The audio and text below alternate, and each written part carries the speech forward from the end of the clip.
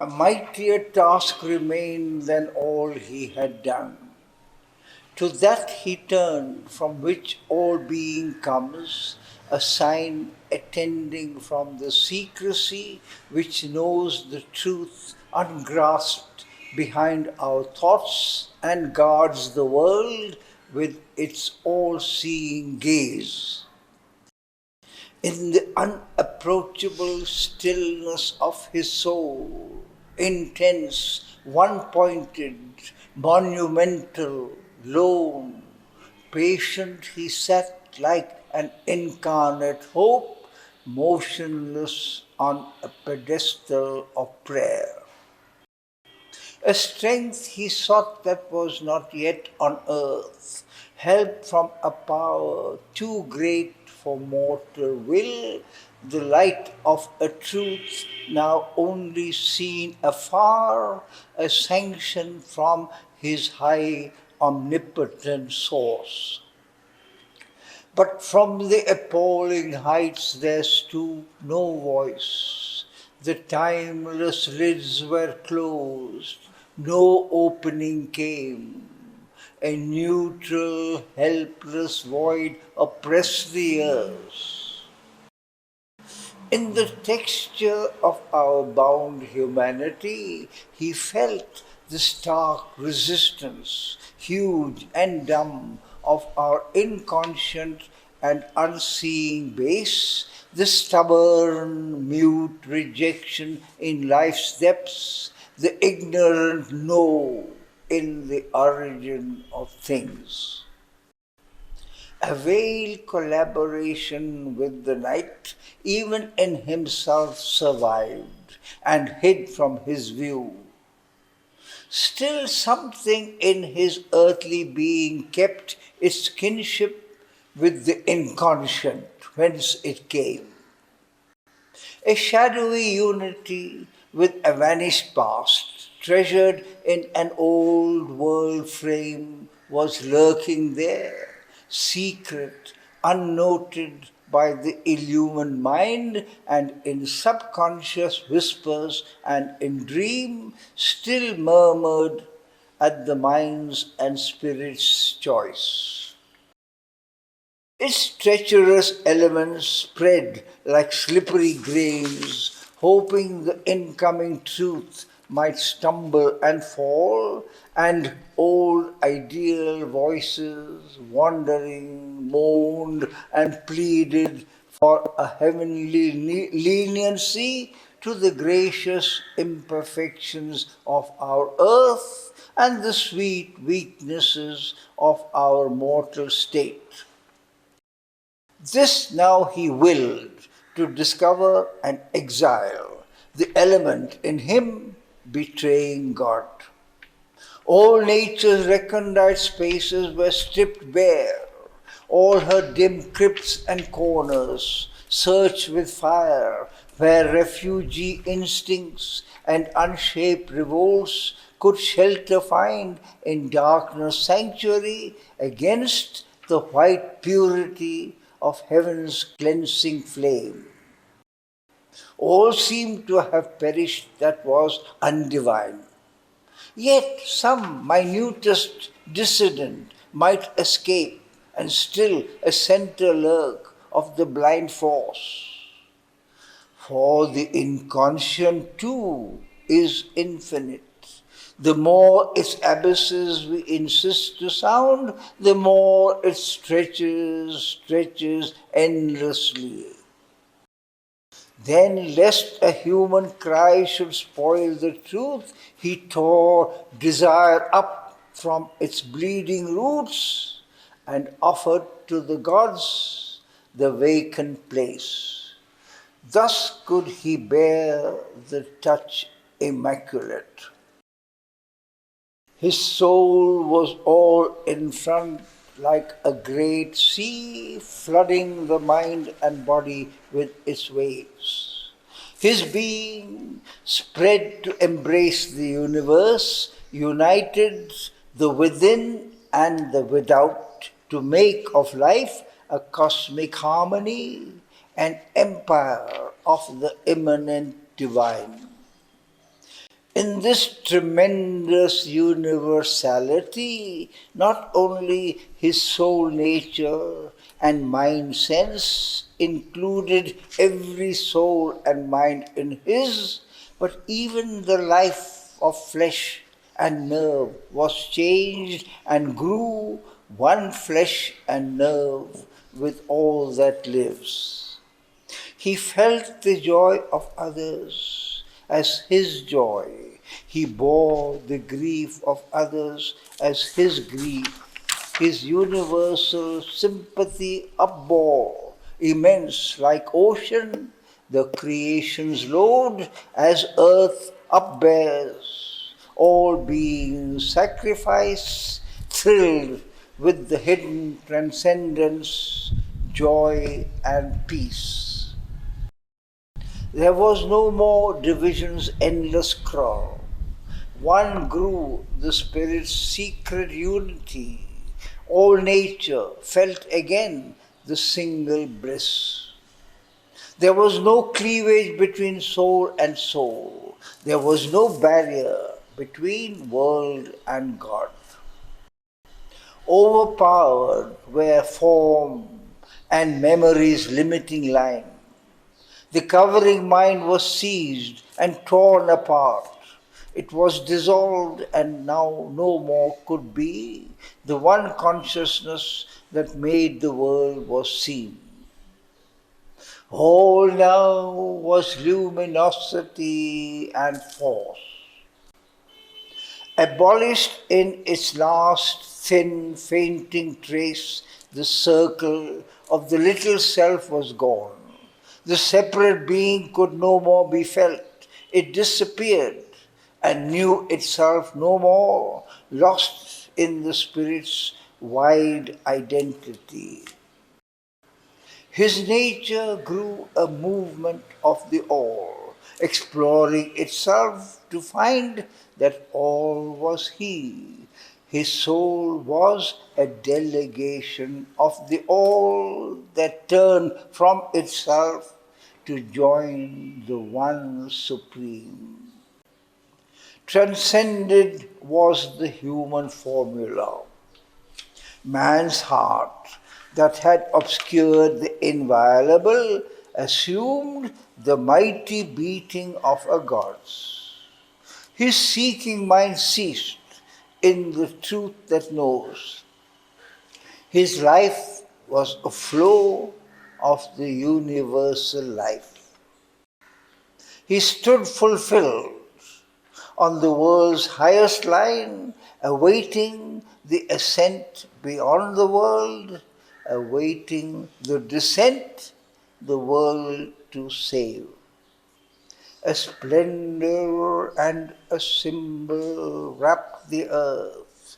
Serene epiphanies looked and hallowed vast surrounded. Wise infinitudes were close, and bright remotenesses leaned near and kin.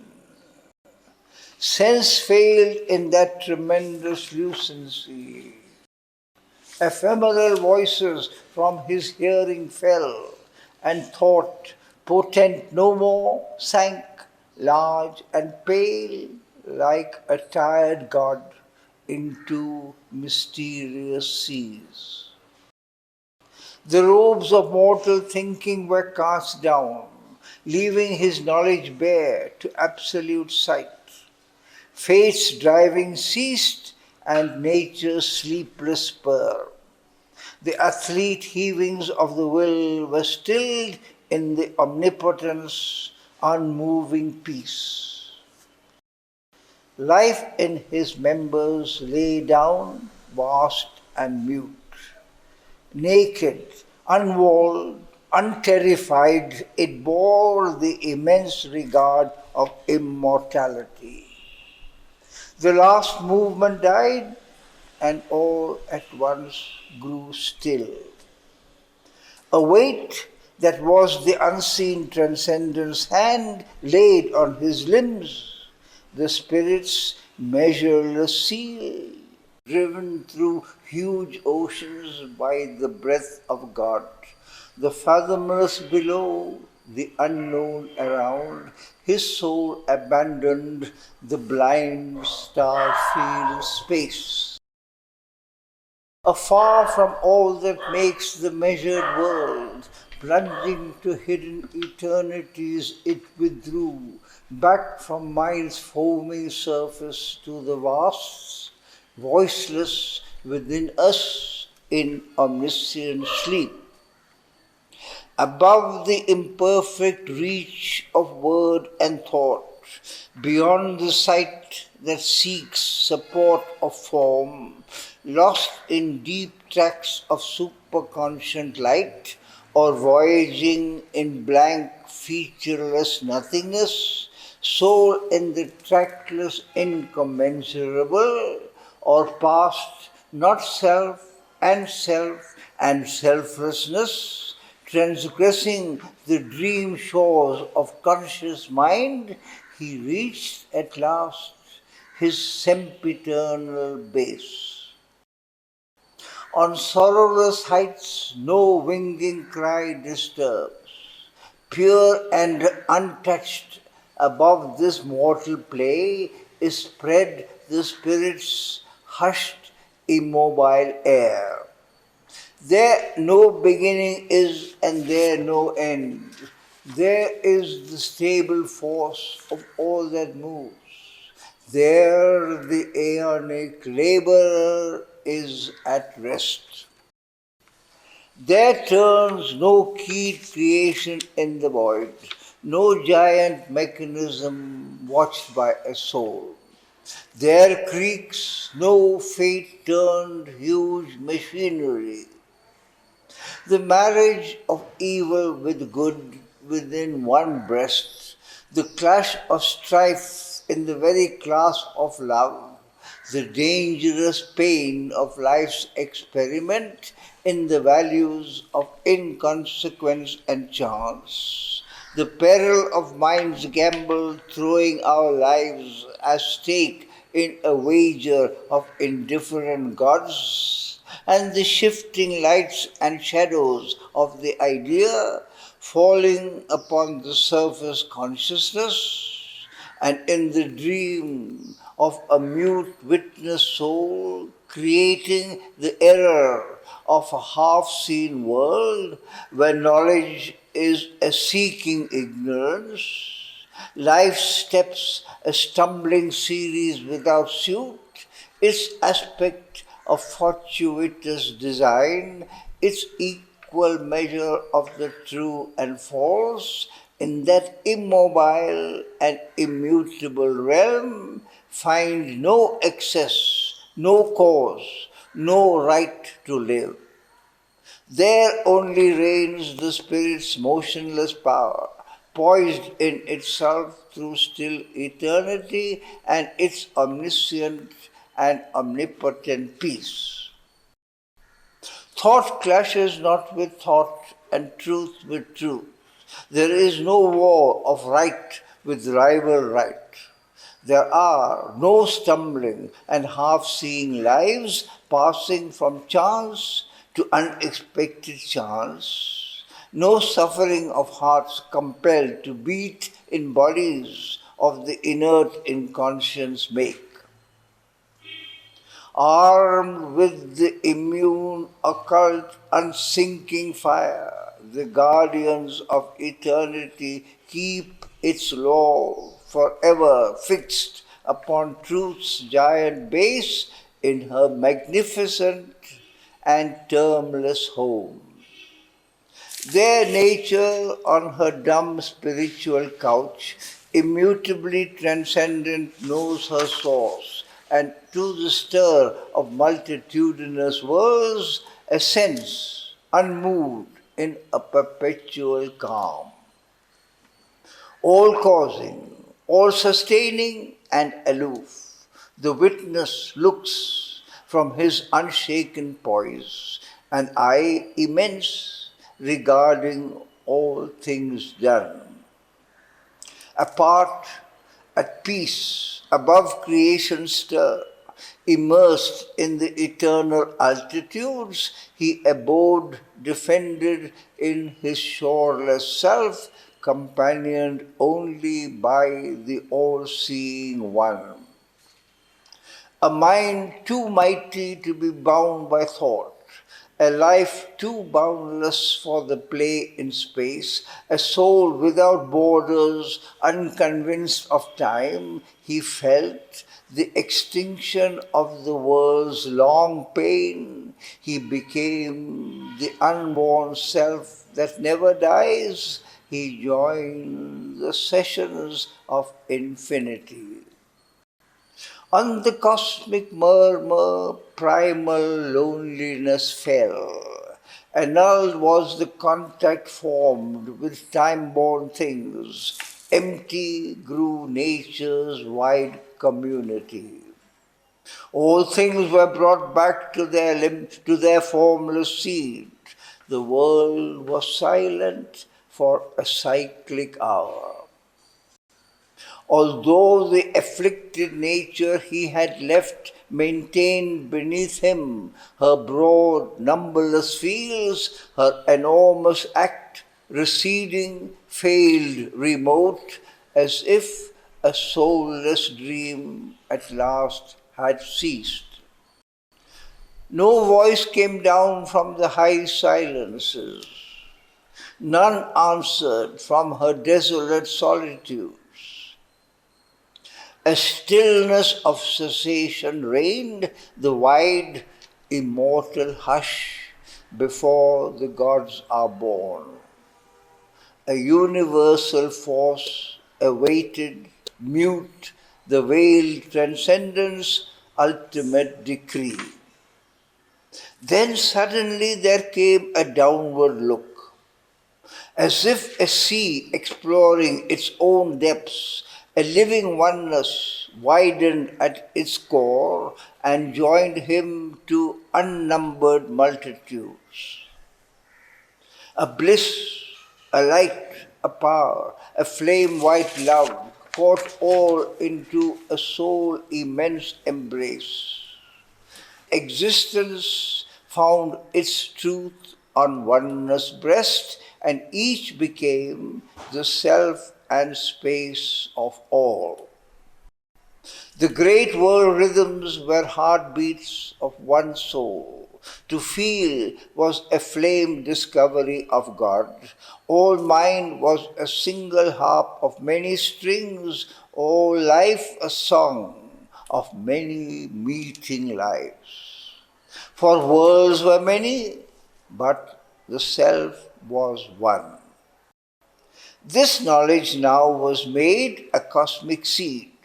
This seed was cased in the safety of the light. It needed not a sheath of ignorance. Then from the trance of that tremendous clasp, and from the throbbings of that single heart, and from the naked spirit's victory, a new and marvelous creation rose. Incalculable outflowing infinitudes, laughing out an unmeasured happiness, lived their innumerable unity. Worlds where the being is unbound and wide, bodied unthinkably the egoless self. Rapture of beatific energies join time to the timeless, poles of a single joy. White vasts were seen where all is wrapped in all. There were no contraries, no sundered paths. All by spiritual links were joined to all and bound indissolubly to the One. Each was unique but took all lives as his own, and following out these stones of the infinite, recognized in himself the universe. A splendid center of infinity's whirl, pushed to its zenith height, its last expanse, felt the divinity of its own self-bliss repeated in its numberless other selves. to its scope, persons and figures of the impersonal, as if prolonging in a ceaseless count, in a rapturous multiplication sum, the recurring decimals of eternity. None was apart, none lived for himself alone. Each lived for God in him and God in all. Each soulness inexpressibly held the whole. Their oneness was not tied to monotone. It showed 1,000 aspects of itself, its calm, immutable stability, upbore on a changeless ground forever safe, compelled to a spontaneous servitude, the ever-changing, incalculable steps, the seeming reckless dances, subtle plan of immense world forces in their perfect play. Appearance looked back to its hidden truth and made of difference oneness smiling play.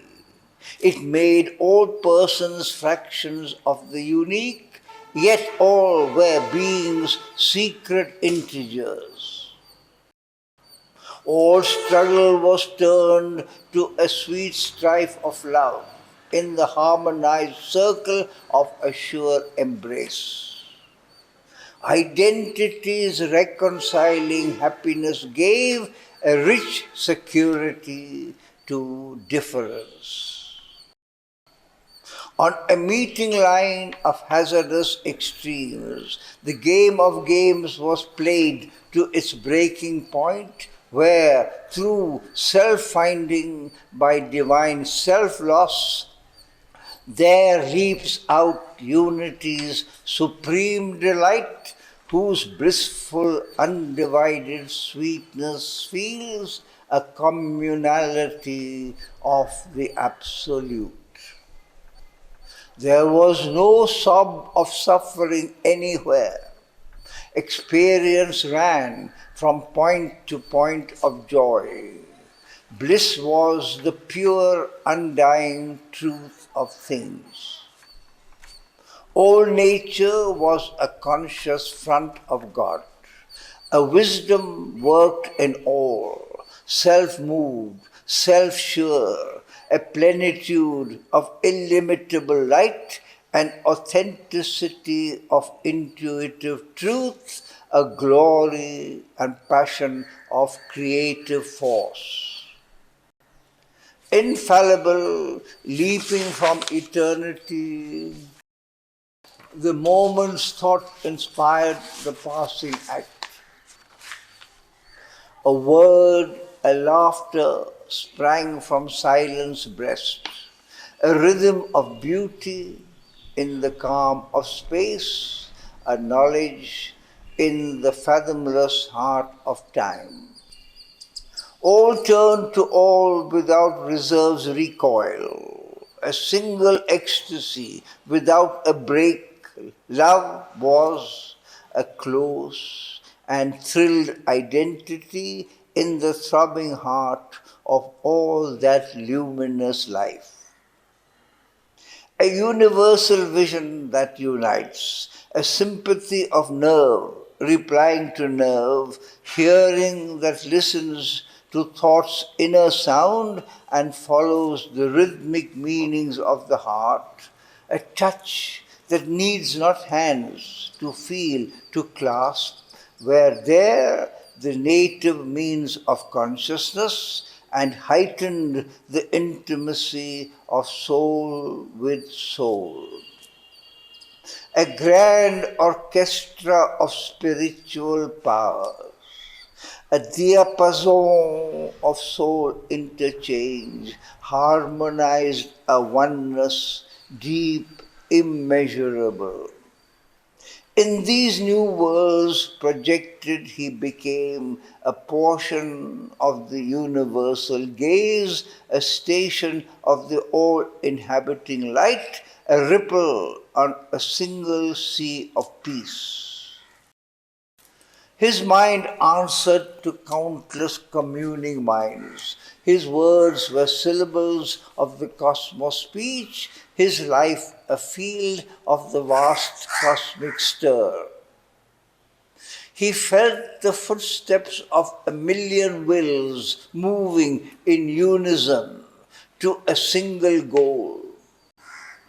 A stream, ever newborn, that never dies, caught in its thousandfold currents' ravishing flow, with eddies of immortal sweetness thrilled, he bore, coiling through his members as they passed, calm movements of interminable delight, the bliss of a myriad myriads who are one.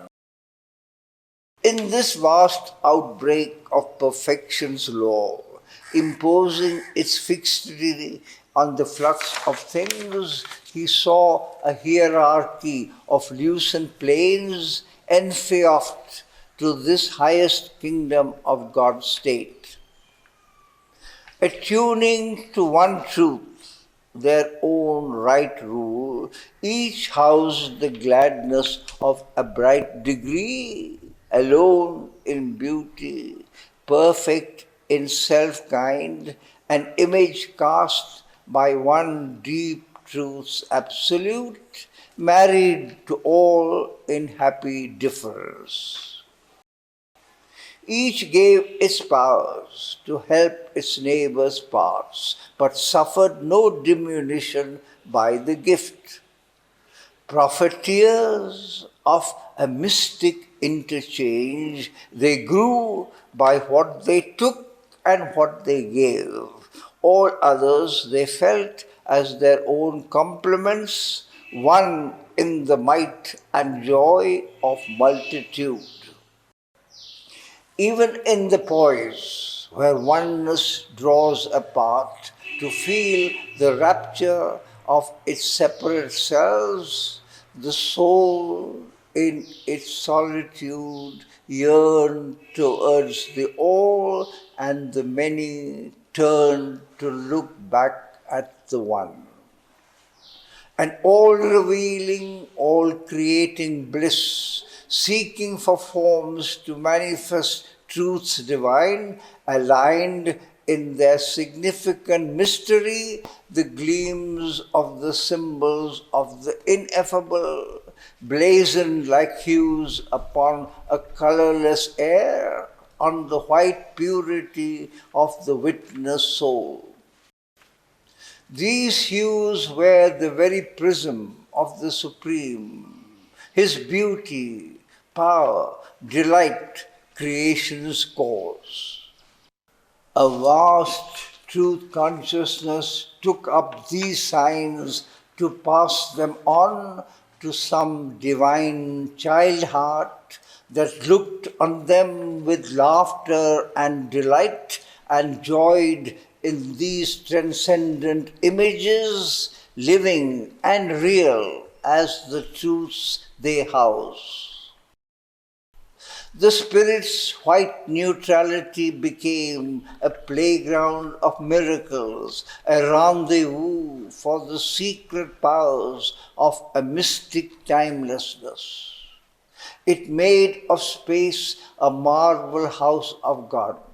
It poured through time its works of ageless might, unveiled, seen as alluring, rapturous face, the wonder and beauty of its love and force. The eternal goddess moved in her cosmic house, sporting with God as a mother with her child. To him the universe was her bosom of love. His toys were the immortal verities. All here self-lost had there its divine place. The powers that here betray our hearts and air were there, sovereign in truth, perfect in joy, masters in a creation without flaw, possessors of their own infinitude. Their mind, a splendid sun of vision's rays, shaped substance by the glory of its thoughts and moved amidst the grandeur of its dreams. Imagination's great ensorceling rod summoned the unknown and gave to it a home outspread luxuriantly in golden air, truth's iris-colored wings of fantasy, or sang to the intuitive heart of joy wonders, dream notes that bring the real close. Its power that makes the unknowable near and true, in the temple of the ideal shrine the one. Its people, thought and mind and happy sense, filled with bright aspects of the might of God and living persons of the One Supreme, the speech that voices the ineffable, the ray revealing unseen presences, the virgin forms through which the formless shines, the word that ushers divine experience and the ideas that crowd the infinite. There was no gulf between the thought and fact. Ever they replied like bird to calling bird. The will obeyed the thought, the act the will. There was a harmony woven twixt soul and soul, a marriage which eternity divinized time. Their life pursued, unwearied of her sport, joy in her heart and laughter on her lips, the bright adventure of God's game of chance. In her ingenious ardor of caprice, in her transfiguring mirth, she mapped on time a fascinating puzzle of events, lured at each turn by new vicissitudes to self-discovery that could never cease. Ever she framed stark bonds for the will to break, brought new creations for the thought's surprise, and passionate ventures for the heart to dare, where truth recurred with an unexpected face, or else repeated old familiar joy like the return of a delightful rhyme. Ardent hunt of soul, looking for soul, a seeking and a finding as of God's. Their matter is the Spirit's firm destiny, an artistry of glad outwardness of self, a treasure house of lasting images where sense can build a world of pure delight. The home of a perpetual happiness, it lodged the hours as in a pleasant inn. The senses there were outlets of the soul. Even the youngest child thought of the mind incarnated some touch of highest things. Their substance was a resonant harp of self, a net for the constant lightnings of the Spirit, a magnet power of love's intensity, whose yearning throb and adoration's cry drew God's approaches close, sweet, wonderful.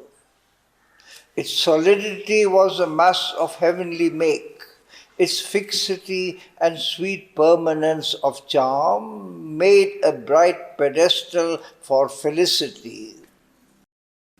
Its bodies, woven by a divine sense, prolonged the nearness of souls clasped with soul. Its warm play of external sight and touch reflected the glow and thrill of the heart's joy, mind's climbing brilliant thoughts, the spirit's bliss.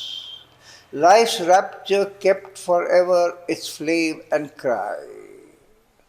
All that now passes lived immortal there, in the proud beauty and fine harmony of matter, plastic to spiritual light. Its ordered hours proclaim the eternal law. Vision reposed on a safety of deathless forms. Time was eternity's transparent robe. An architect hewing out self's living rock, phenomenon built reality's summer house on the beaches of the sea of infinity. Against this glory of spiritual states, their parallels and yet their opposites floated and swayed, eclipsed and shadow-like, as if a doubt made substance flickering pale. This other scheme, two vast negations found. A world that knows not its inhabiting self labors to find its cause and need to be. A spirit ignorant of the world it made, obscured by matter, travestied by life, struggles to emerge, to be free, to know and reign. These were close tied in one disharmony, yet the divergent lines met not at all. Three powers governed its irrational course. In the beginning, an unknowing force. In the middle, an embodied striving soul. In its end, a silent spirit denying life. A dull and infelicitous interlude unrolls its dubious truth to a questioning mind compelled by the ignorant power to play its part and to record her inconclusive tale, the mystery of her inconscient plan and the riddle of a being born from night by a marriage of necessity with chance. This darkness hides our nobler destiny, a chrysalis of a great and glorious truth. It stifles the winged marvel in its sheath, lest from the prison of matter it escape, and wasting its beauty on the formless vast, merged into the unknowable's mystery, leave unfulfilled the world's miraculous fate. As yet thought only some high spirit's dream or a vexed illusion in man's toiling mind, a new creation from the old shall rise.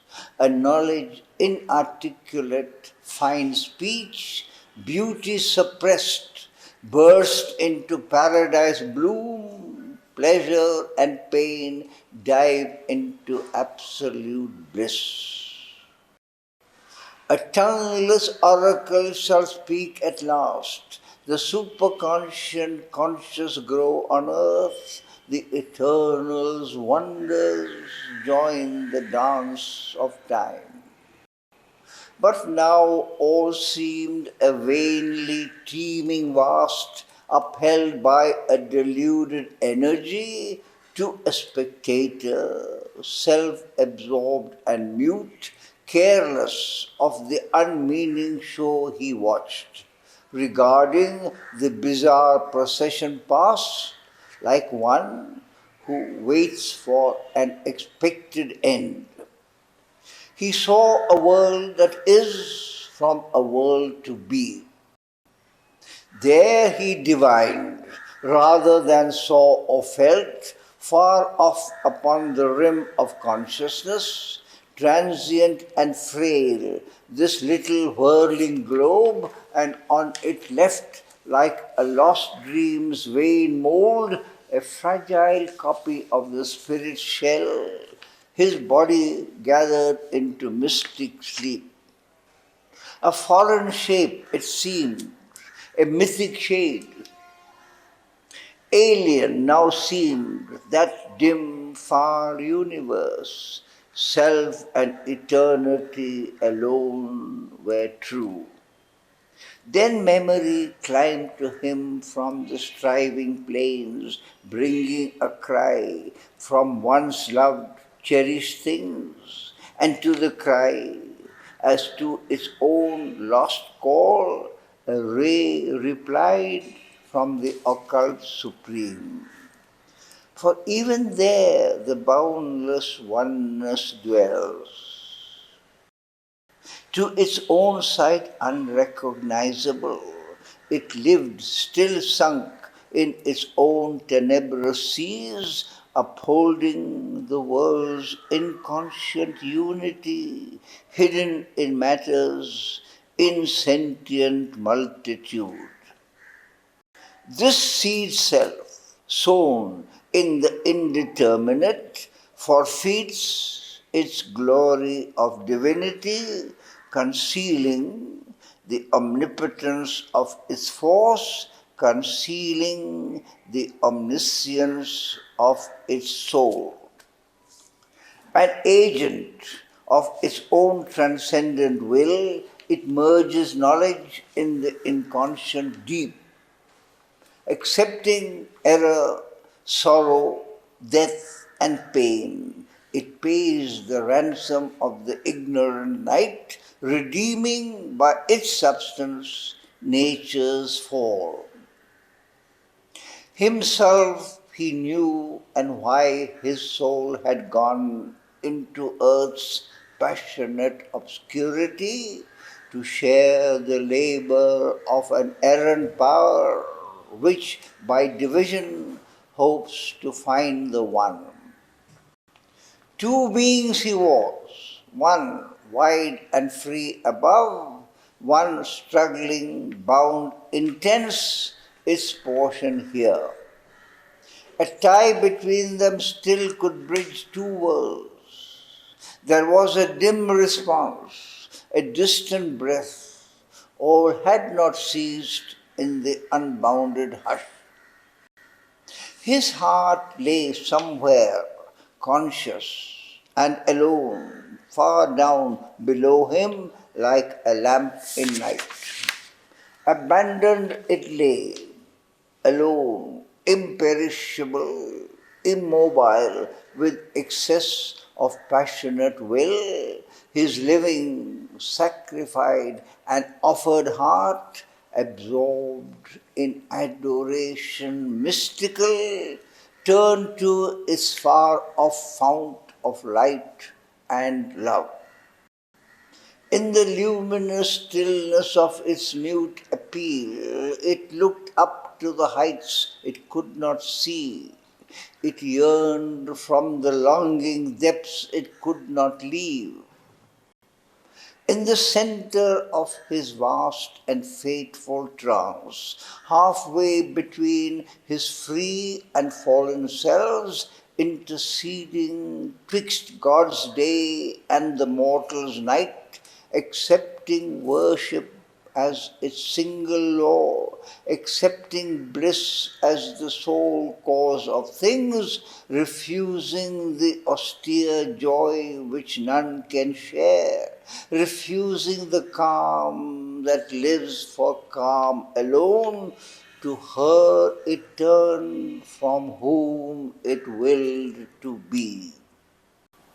In the passion of its solitary dream, it lay like a closed, soundless oratory, where sleeps a consecrated argent floor, lit by a single and untrembling ray, and an invisible presence kneels in prayer. On some deep breast of liberating peace, all else was satisfied with quietude. This only knew there was a truth beyond. All other parts were dumb in centered sleep, consenting to the slow, deliberate power which tolerates the world's error and its grief, consenting to the cosmic long delay, timelessly waiting through the patient years her coming they had asked for earth and men. This was the fiery point that called her now. Extinction could not quench that lonely fire. Its seeing filled the blank of mind and will. Thought dead, its changeless force abode and grew. Armed with the intuition of a bliss to which some moved tranquility was the key, it persevered through life's huge emptiness amid the blank denials of the world. It sent its voiceless prayer to the unknown. It listened for the footsteps of its hopes returning through the void immensities. It waited for the fiat of the word that comes through the still self from the Supreme.